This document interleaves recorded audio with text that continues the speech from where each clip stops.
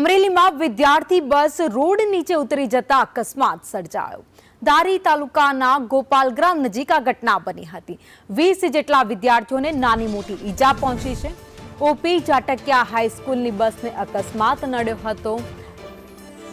ડ્રાઈવરે બેલેન્સ ગુમાવતા જે રોડની નીચે આ બસ ઉતરી ગઈ હતી। જો કે બસ વિદ્યાર્થીઓથી ભરેલી હોવાને કારણે બસમાં સવાર 20 જેટલા વિદ્યાર્થીઓને નાની મોટી ઈજા પહોંચતા તાત્કાલિક હોસ્પિટલ ખસેડવામાં આવ્યા હતા અને સારવાર આપવામાં આવી હતી।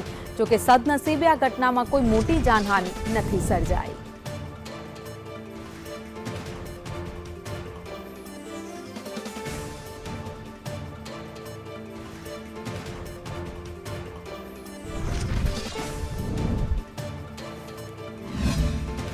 પૂરતી ગોપાલગ્રામ સ્કૂલે જતા હતા, રસ્તામાં દુર્ઘટના બની।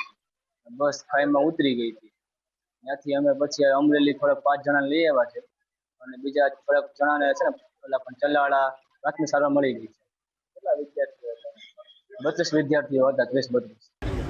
અમને ટેલિફોનિક જાણ થઈ કે એક બાળકોને લઈને જતી સ્કૂલ બસ દાનેવ ગુરુકુળની બાજુમાં ટેકનિકલ ખામીના હિસાબે રોડથી સાઈડમાં ઉતરી જતા સ્કૂલ બસમાં સવાર બાળકોને નાની મોટી ઈજાઓ થઈ હોય।